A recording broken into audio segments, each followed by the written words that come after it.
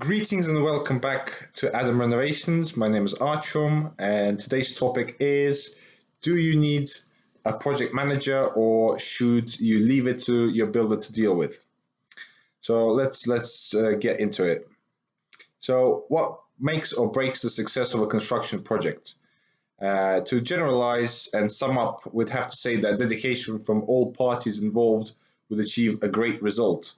The reasons why it may all go south can be many, including lack of attention, delays with key decisions, inadequate supply of materials, subcontractor not being diligent, etc. The list can go on and on.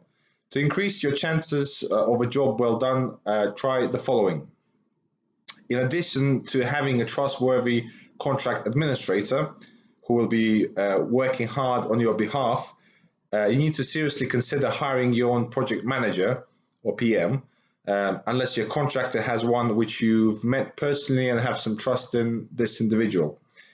This does sound like you are opening your own business rather than doing a small project by employing so many people on for one development.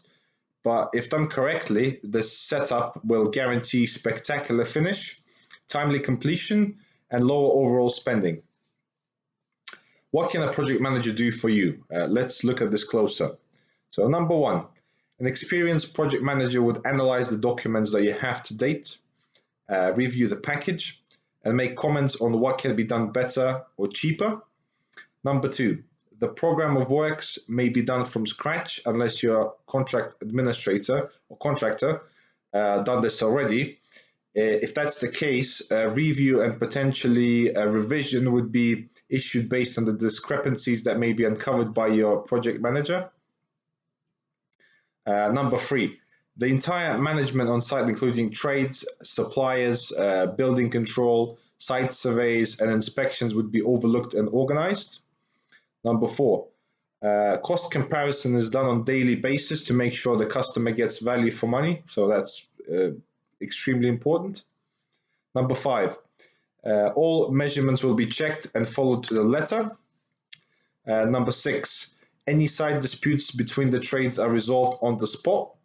Number seven, appointing subcontractors, issuing preliminary payment certificates, liaison with a contract administrator would be part of their responsibilities.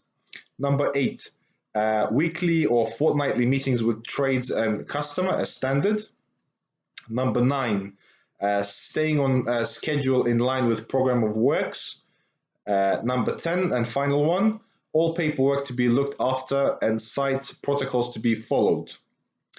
Your project manager can be your eyes and ears when you're unable to attend, or if you're not necessarily into this kind of work.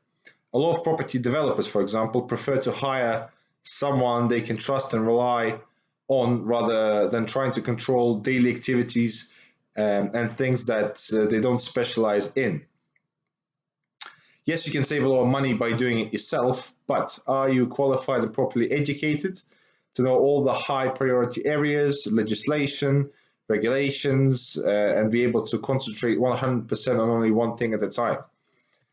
If you manage to find a decent contractor, they will offer a project management service of their own and charge you for it. This can be easy as you don't need to get involved into trying to find someone with good experience, and the project manager that they have probably comes recommended anyway. The cost can fluctuate quite a lot, but be prepared to pay £200, £250 and above per day for a good candidate. This can be too much for smaller projects under £100,000, but anything over that, it becomes a necessity rather than a choice.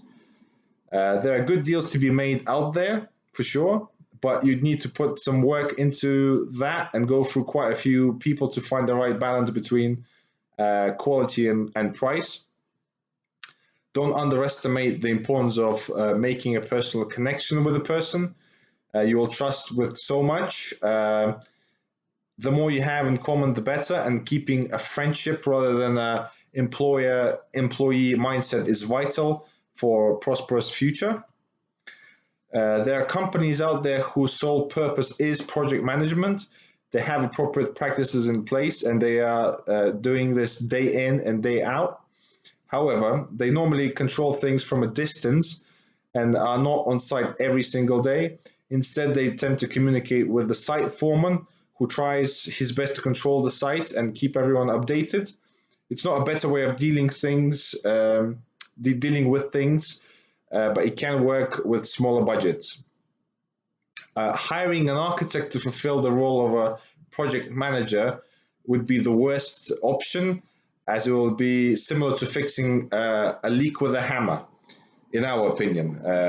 Whereas they can be great in providing services in their own field, they might not be suitable for this role, which requires other qualities to do a good job. Lastly, a project manager can help immensely with running your day-to-day activities, propel the job forward, and ease up on the spending. So this is definitely something to think about. Weigh up your option and see what works best for your exclusive situations. Thanks again for tuning in, guys. Hope you enjoyed it. We'll be back with another video. Let us know if there's anything specific that you would like to hear, and we'll definitely do it for you. Have a great day, and we'll catch you soon. Thank you.